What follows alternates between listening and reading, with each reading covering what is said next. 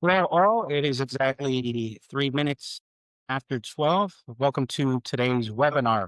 My name is Brian Balboa. I'm the senior market analyst here for ResinSmart, powered by RTI. So look, if you've ever been caught off guard by a last minute board request, pressure to explain a sudden spike in resin costs, or struggle to prove the value of your procurement work to leadership, this is the session for you. So today we're going to talk about how to turn market data into executive ready insights, how to frame your impact in terms leadership actually cares about, and how modern analytic tools can make that process easy, fast, and most importantly, repeatable.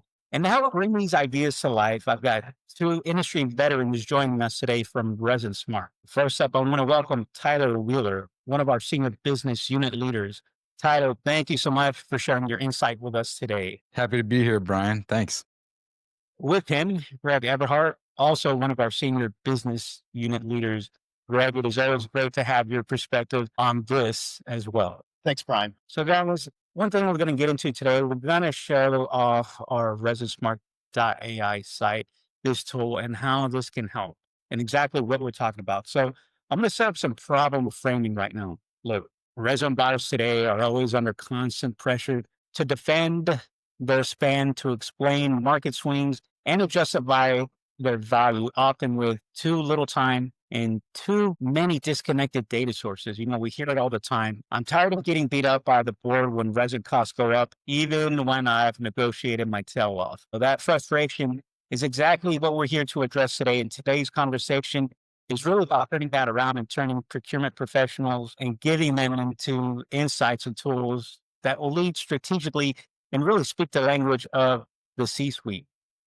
So with that in mind, let's get started. I'm going to throw this to Tyler first. So Tyler, if buyers want to elevate their role in the eyes of leadership, they need to stop thinking like buyers and they need to start acting like business partners. So, starting with you, in your experience, what separates strategic buyers from transactional ones? Yeah, I think finding a partnership in your stakeholders, understanding what your stakeholders' problems really are and very clearly, and then helping them solve those problems.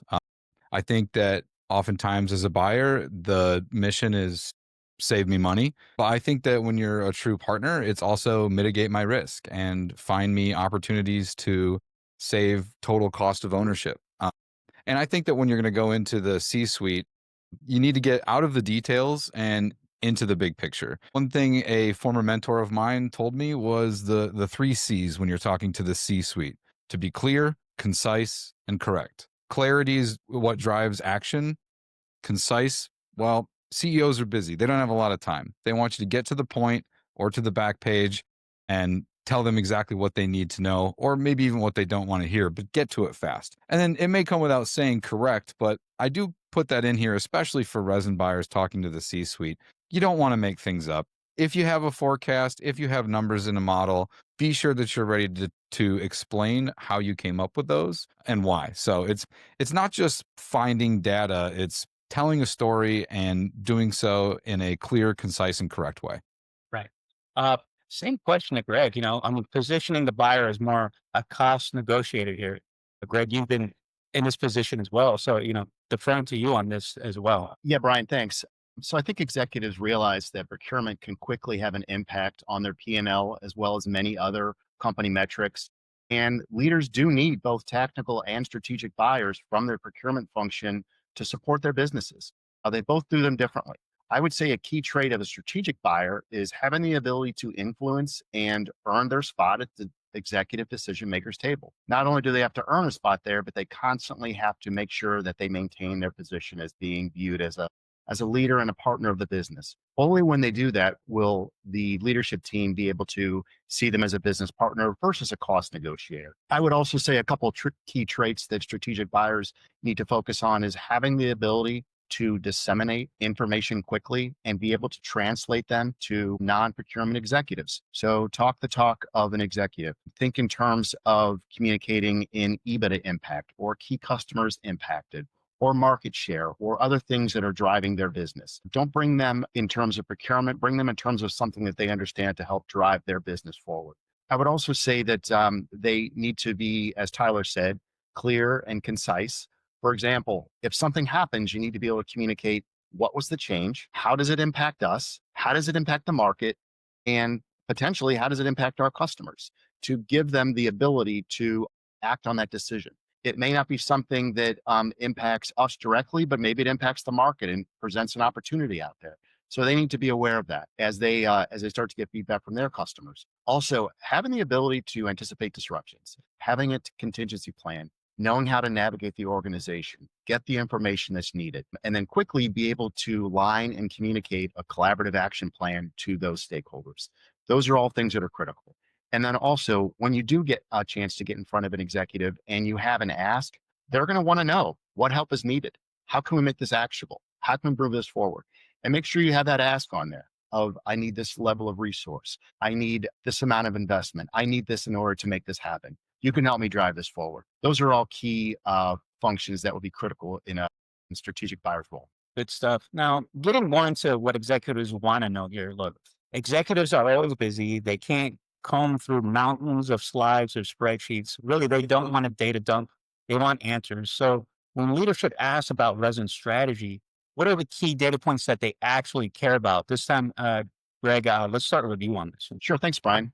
Yeah, I would say there's a couple of planned items that procurement would always be involved with. One of them would be in the annual budget cycle. So they're going to want to know, how do your costs look? What should we anticipate building into the plan for next year? Do we have any headwinds ahead of us, or are we in a soft market?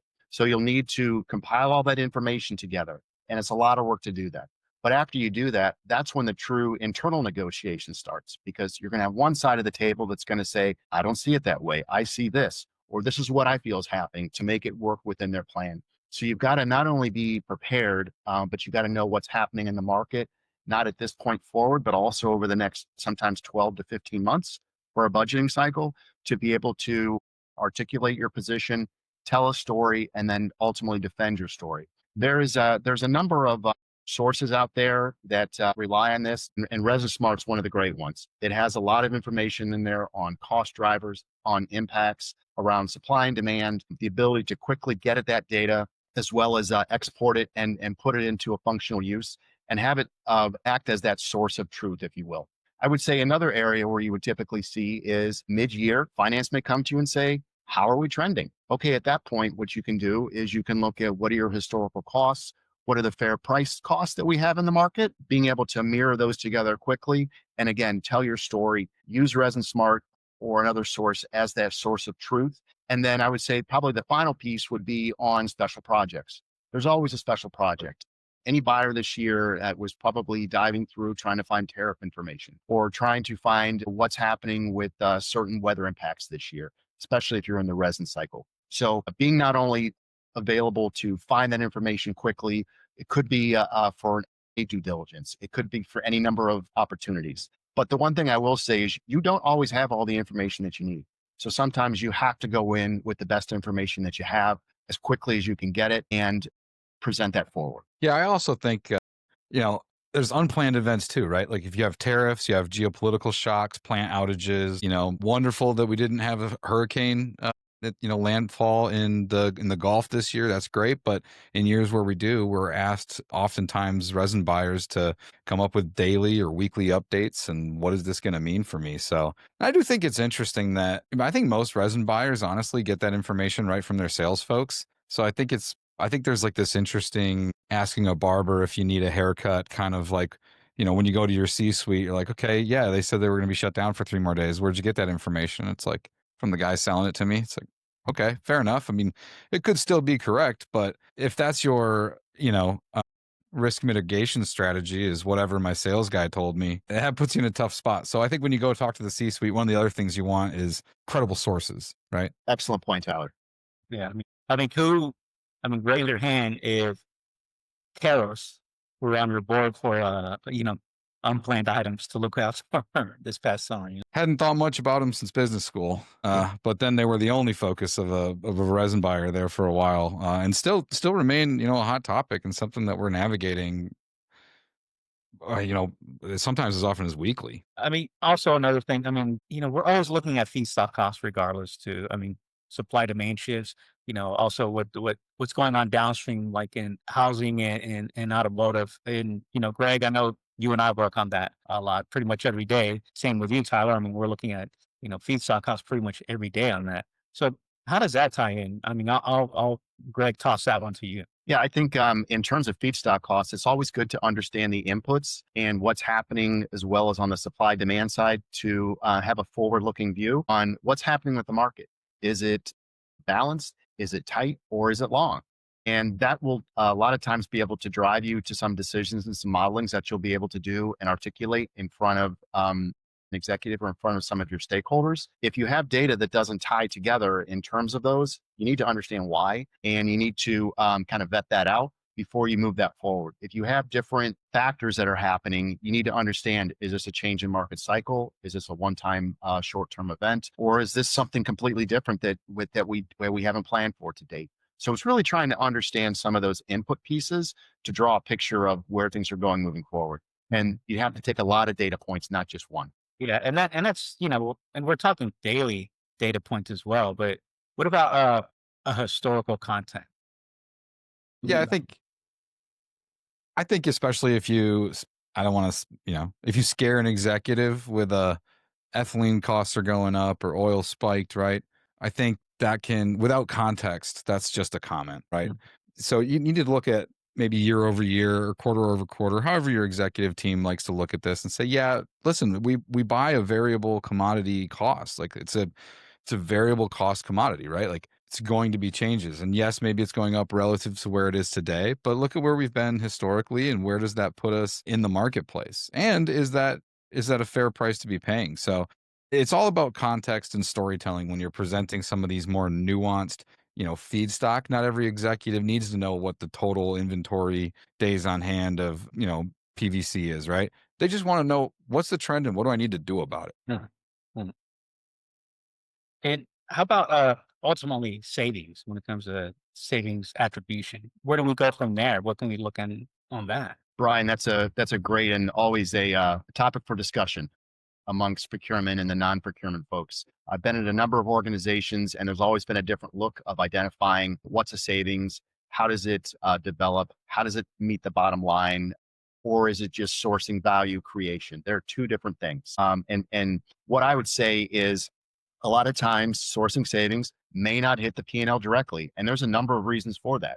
It could be that the commercial team was in a position where they needed to defend business against a competitor. So we had to strategically make sure that we were able to take some of the savings that we had to secure some business that we had. Or maybe we want to get into a new market. So we had to lower some margins that we had in order to get into a market and get us in a favorable position to do that. Another piece could be there could be competing KPIs. You could be buying smaller quantities in order to keep your working capital position low. So there are a number of reasons why sourcing savings may not always go exactly to the P&L, but you should be able to do a waterfall graph to understand where the savings came in and where they ultimately went to. And I think one good example is people are always commenting, maybe sourcing took 20 cents out. 10 of that could be market and 10 of that could be a non-market adjustment by somebody going out, taking sourcing action, doing a competitive exercise. So all in all, it dropped 20. Yes, it did drop 10 because of the market, but we got advantage with that extra 10 with the sourcing value add. So it's good to make sure that you're able to articulate where those savings are coming from and ultimately how they're getting to the bottom line or why they're not.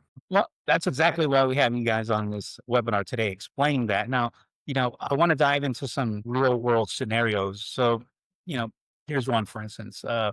You get a call from an executive, they need your help, and it's an hour before the board meeting. They ask you, what can you show them and how resin impacted margins? I mean, what do you show them? Brian, let me just jump into ResinSmart here quickly, since this is something that we've talked about a little bit. And I guess the best way to approach this would be you have to kind of understand what's the baseline historical pricing that you have, as well as where your price is. So you would go to what you would consider your source of truth for what the market price is. And then you would try to mirror or graph and depict that visual to show what you need. And in this case, for ResinSmart, you've got the ability to come in here and you would look at the fair market price according to what the experts have on ResinSmart. And you would be able to see this is what the trends have been moving. And you would say, okay, how has my price moved according to that? And you could export this data and you could mirror it to show how has your price moved in relation to the market movement. Now, it's also fair to say you have to make sure you're looking at apples to apples. If this is for something that's going to be a rail car purchase and you don't have the volumes to buy in rail car, well, then you need to take into account for that. So just make sure that when you're looking at data and you're presenting data, that you are doing an apples to apples view to accurately reflect what you have in the market. So that would be one of the first areas of how I would look at it, in addition to wanting to understand some of the supply and the demand aspects. And there's any number of different views you can get. This is a nice graph that kind of shows data month over month as far as what the demand rate is specifically for this resin, the operating rates, export rates, as well as days on hand inventory. And it kind of gives you indication on where the markets are and where they're going. So you're able to quickly look at this information and you can either take screenshots of this as it is, or you can, if you want to see a different view of it, you can export the data into something quickly and then have that information readily available. Very good stuff. So, yeah, really showing historical price versus your price, looking at trends at a glance. One thing, obviously, like we had mentioned, executives don't want a data dump. Visuals are definitely going to be, what you want for something like this. Yeah, diving more into another scenario, Tyler, I'm going to throw this your way. Your CFO sees rising resin costs. They're asking why procurement isn't delivering savings, but you don't see it that way. What's your response and what do you show them? Yeah, I will answer that. I also want to say that I feel like a Sun Tzu quote is coming to mind that's something like, he who prepares for a board meeting 1 hour before is, destined to fail, right? Like, so part of what you need to have if an executive is going to jump in there and say, hey, I need something immediately, is you need to have your systems already set. ResinSmart does a great job of doing that for you in nice visuals, but if you're not going to be a ResinSmart user, then make sure that you've taken the time to organize all that data, graph it, keep it up to date, and have your toolbox ready so that you can go on short notice, right? And I think that goes right to what your question was about, hey, we don't see you saving the resin costs. Why? Where is it, right? I would go right to my tools that I already have up to date and ready that says, this is what the market's been doing. Here's your bucket. This is the value that we've delivered. That's another bucket. And then you absolutely must tie it to the P&L somehow. Greg mentioned a waterfall chart earlier. That's a great way to visualize it on a top level. But I think a lot of this work really needs to get done in the background of making sure that finance is the scorekeepers of the company. If they say you saved money, you did. If they say you didn't, you didn't. So you need to make sure that you can keep track of your variables and your controllables, what you've done in each of those, and clearly sync it to the bottom line. That will always help the CFO. And in my time, no matter how hard or challenging or rigorous finance can be, if you can clearly tell them how those numbers came about in a true and cohesive and clear story, they tend to soften up quite a bit.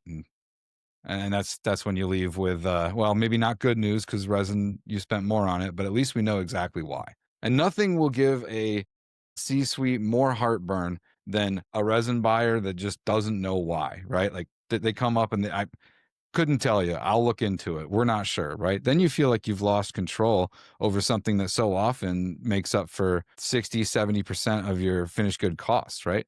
You need to have that level of rigor there and ability to communicate it. Yeah, no, that's a good lead into another real world scenario that we've seen. Cell says competition's getting resin for 25 cents per pound. They're wrong, but how do you prove it? And how do you prove it fast without getting into a shadow match? Yeah, we've all heard the stories and we've all been probably in shadow matches like that before, when it comes to cost comparison. Yeah, I've been in a lot of similar situations where the commercial team is bringing information back in um, from their customers to say, resin's at 25 cents. Why aren't we buying it for 25 cents? And it's not available at 25 cents. In a real life example I actually pulled up a chart very similar to this to show them the feedstock costs, and the feedstock costs were 25 cents. So basically what I was able to tell them was, there's no way they're paying 25 cents for this because that's not even the cost to make the product. And once you kind of establish where you're coming from and they see that, then you can go back to them and show this is where they're probably in the market. So now you have the ability on the commercial side to go back to the customer and maybe challenge them for some more information and maybe a different material. It may not be like to like what you're considering, but you've got your ammunition there to show that you know your feedstocks, you know the cost makeup and the cost drivers of what you're driving towards, and you're on top of the procurement spend for that. Good stuff. Good stuff. Um, I want to dive into some visual storytelling and some best practices here. I'll start with Tyler first on this one. So Tyler, when you're presenting to the C-suite, visuals aren't always optional, but they're your credibility. What types of visuals have really helped you simplify the story and make it stick with leadership? I'm reminded of another quote where, like, eloquence is not the ability to make the simple complex, but rather the complex simple, right? Executives don't want to see rows and rows of data. They want to see trends in visual format that have very simple stories behind them. I think that it's the role of the resin buyer to a degree to be very deep and to be a subject matter expertise, but that's not your role when you're talking to the C-suite. I think when I've been in presentations with the C-suite before at some of the largest resin buying companies in the world, we've seen them print off the PowerPoint deck that I had and bring it right in front of them, right? We flip through it, they go through the agenda, they look at it, and inevitably they catch that moneymaker page, the one that they're going to rip out and put in their personal folder because they're going to go talk to either, Wall Street or their stakeholders later, and that's the one that they're going to want to know. So one of my recommendations would be know which one of your slides is the one that your executive wants to, pluck out and keep personally for his own quick resin checklist, because he or she's going to have so many other priorities and things that they're going to have to report on and remember. Give them the quick hitters, the so what, all in one page. I think is a good way to design your presentation. Good stuff. Good stuff. So I want to get into some live role play here and just looking at the Resin Smart site here. So basically bringing it all together for all the buyers on this call here. So let's say you've got a board meeting next week and $100 million in resin spend.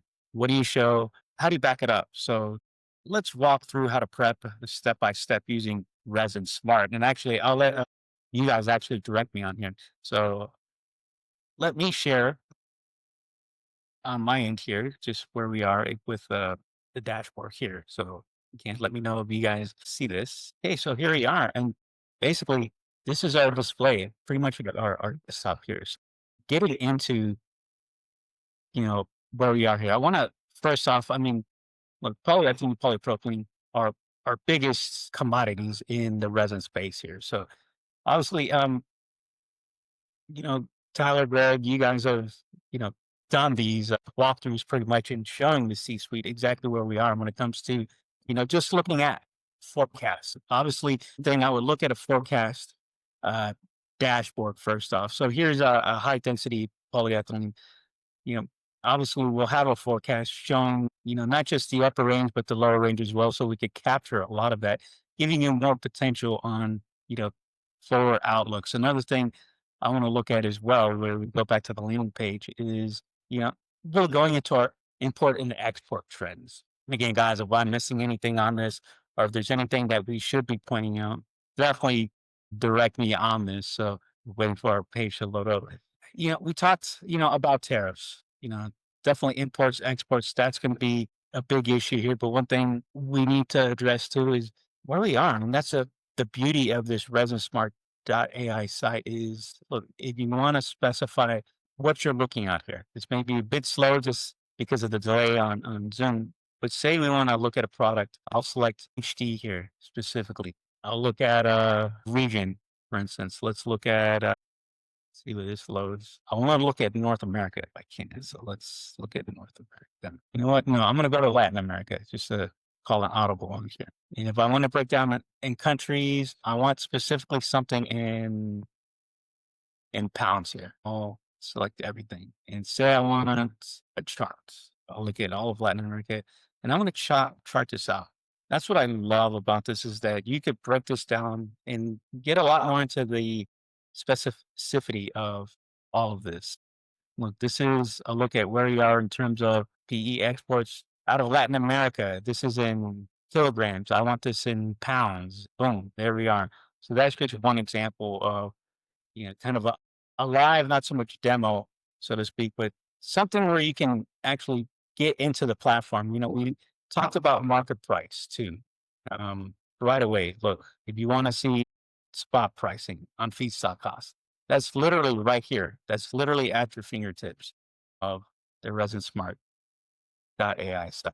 We want to look into that more, and you want to get more of a historical view on this. If I want to print this out, you can do that because again, the C-suite doesn't want a data dump, guys. The C-suite wants visuals and Yeah, one of my favorite visuals, Brian. Will you go back to the drive? Will you go to the ABS drivers for me? ABS driver. Yeah, I love this one because if I were writing a report and we needed a quick market update on it, I'd go to the weekly drivers and then I'd hit the ABS tab, which Okay. I think this is a wonderful page to draw information from. And if you scroll down just a little bit, that beautiful line graph down there in the bottom left, look at that. That is awesome. Styrene monomer. Let's see, acrylonitrile, benzene, butadiene. It's all right there in one chart, and you can see the feedstocks have been trending down, right? That is a wonderful executive level ready chart. How's our ABS doing? Well, it's trending down. And here's all the raw material trends just to confirm, right? I doubt the C-suite's going to care if it was 265 or 265. They just care that it's trending down and that it's going to come across in their ABS pricing. So, and also, I just think these drivers are a wonderful, also executive ready summaries, which I know I've incorporated in a fair amount of my presentations. So I like this page too. Yeah, I think what's nice about what we're showing here, Brian, and you're trying to stress, this is a current state. This is a current view. Not everybody is looking at this data every day, but if you need to come in and understand what's happened over the past couple of days, it's all right here. It's concise. You can pull it out. If you want some more historical data, if you want to go a little bit deeper, you have the ability to go into some of those market intel sheets, and you can go back multiple years to pull that data. So it really provides a lot of different color depending on what your need is. And quite honestly, a lot of times you're being asked to put something together, you're not sure where to start. So this provides you one place to go to kind of drill in. And I can see, Brian, all the different tabs you have open. I'm sure it looks very similar to a lot of other buyers that we have, knowing that you can go to one place instead of trying to mine through all these other data areas. It's a big time saver and a big benefit. Yeah. Yeah. All those tabs, we pretty much have it as an aggregate on the ResinSmart.ai site as well. Good thing too is when we get into the pricing, we'll also get into the fair price benchmark for this as well. Also, look, this is perfect for screenshotting. It's not rocket science for something like this. Again, I'm just giving more of a insight and more of a look on just how we, stack up the visuals. If you just wanted one particular section, these are easy to screenshot and print off. I mean, I love the usability on all of this too. So definitely good stuff, guys. Just all around on the ResinSmart.ai site. So with that being said, I definitely want to get into some closing takeaways on this. So basically, guys, just to recap, for one, look, the audience, know your audience. Executives want the story, not the spreadsheet. Secondly, organize your data, avoid scrambling last minutes. Okay.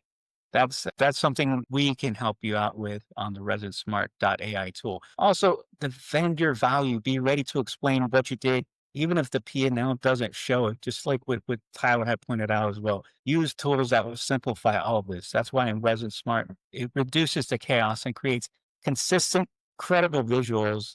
And more importantly, look, if you want more, if you want to look onto the ResinSmart.ai site, go to our website and definitely sign up for a free 60-day trial. A lot of people have already taken advantage of this. Look, it's free at least for 60 days, right? And with that being said, I mean, we do have some questions that have already come up, but again, you guys have the Q&A tab at the bottom. Definitely make use of that. As of right now, there are no open questions, but we do have a question that was actually emailed to me just now. So, this first question that we had with this: what if we get new information right before or even during the board meeting? And how do you handle a curveball like this? I'll toss it to either one of you guys. Brian, I can go ahead and jump on this one.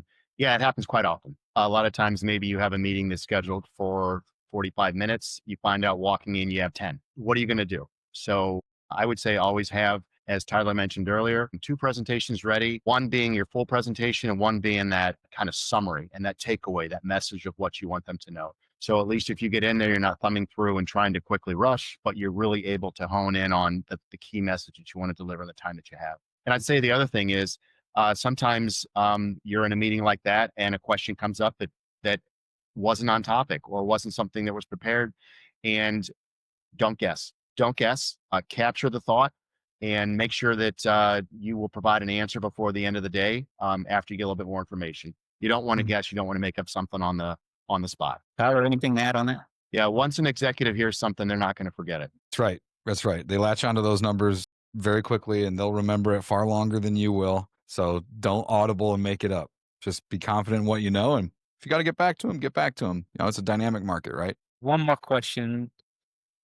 Here's a question that we have here. Let's see. How are most buyers putting together data today when they've had to prep for an executive meeting or board day? So how are most buyers Painfully. doing this today, actually? Painfully. They're doing it from they're pinging their internal finance team for the numbers that they just got. Then they're going out to, you know, consultants or third-party indexes and they're updating that information, dumping it all into an Excel sheet somewhere. Maybe if they're really good, some large overbloated, you know, easy to break formulaic spreadsheet. I think we've all seen those before. It's like best intentions, but incredibly difficult to keep clean. So it's a lot of different sources. And then you're also probably have some type of a savings tracking tool that you're using internally. So that has to get put on. And then of course you need your own buckets, right? The what have I done versus what have the markets done. So you have some other spreadsheet where you have a what have I done bucket that you're keeping track of. And each of those have monthly numbers, volumes, monthly prices, and then, you know, analytics based on that. So you're talking 5, 6 different sources that, you know, minimum different places that you're trying to pull all this stuff together into one like comprehensive story. So it's a lot. And I think that that's why a lot of times I think resin buyers are pretty stressed around the quarters or maybe even at month's end because it's okay, what did we book? What did we save? What did we have? And that's where having models and go-to formats and templates that you just get to keep repopulating, you know, it's an incredibly heavy lift to organize your resin purchasing if you're buying any more than just a couple line items, right? But by doing that and then having the correct templates and then continuously keeping them up, especially with the help of a tool like ResinSmart, that's how you stay on top of it. You're ready and you hopefully have to pull less data from less places. Yeah, I think Tyler really hits on a lot of great points there. And what's going to happen is you're going to go up to the C-suite. You're really going to have a great presentation. Then they're going to say, "Thank you. Well, we want this again next month." So how do you quickly get scalable on how you do that and try to think through which 6 spreadsheets to look at and how to repopulate this? Having the ability just to go back, hit a refresh, know where the data came from, it's really a lifesaver. Yep. Like you're saying, Tyler, have everything set up and you could do that perfectly on the ResinSmart AI site. Look, like Greg said, hey, hit refresh and boom, there you are. All the data is at your fingertips, literally. So with that being said, guys, we don't have any other follow-up questions on this, but again, thank you very much, Tyler Willer and Greg Eberhardt, our senior business unit leaders here at ResinSmart, powered by ATI. RTI. Did I just ATI, hello. RTI, Resin Smart, powered by RTI, guys. Little. Again, if you want more insight, if you want to use the tool yourself, go to the ResinSmart.ai site, register for that 60-day free trial. And with that being said, all in all, thank you very much, and we'll see you all again. Thank you, Brian.